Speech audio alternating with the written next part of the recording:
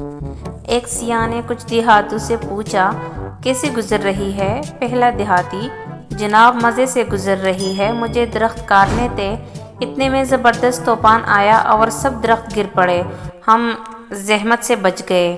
سیاح: بہت خوب بھائی۔ دوسرا دیہاتی: ایک بار مجھے گھاس جلانی تھی، بجلی گری اور گھاس جل گئی اور مجھے تکلیف نہیں کرنی پڑی۔ سیاح: بہت خوب۔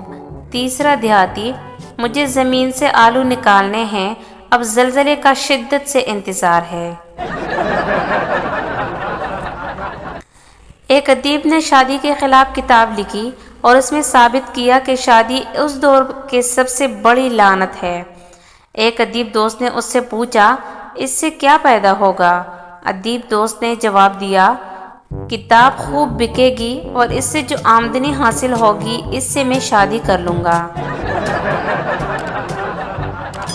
بیوی: آپ مجھے اس بار عید پر کیا لے کر دیں گے؟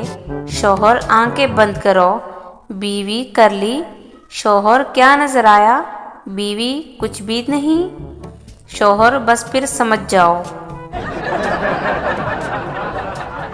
میاں بیوی چوری کے موضوع پر گفتگو کر رہے تھے۔ شوہر: جو شخص چوری کرتا ہے وہ بعد میں ضرور پچھتاتا ہے۔ بیوی رومانٹک موڈ میں بولی، آپ نے جو شادی سے پہلے میری نیندیں چرائی تھی ان کے بارے میں کیا خیال ہے؟ شوہر: بکواس تو کر رہا ہوں، بعد میں ضرور پچھتاتا ہے۔ بیوی: میں ہمیشہ آپ کے دل میں رہنا چاہتی ہوں۔ شوہر: ٹھیک ہے، پر وہاں دوسرے عورتوں سے لڑنا نہیں۔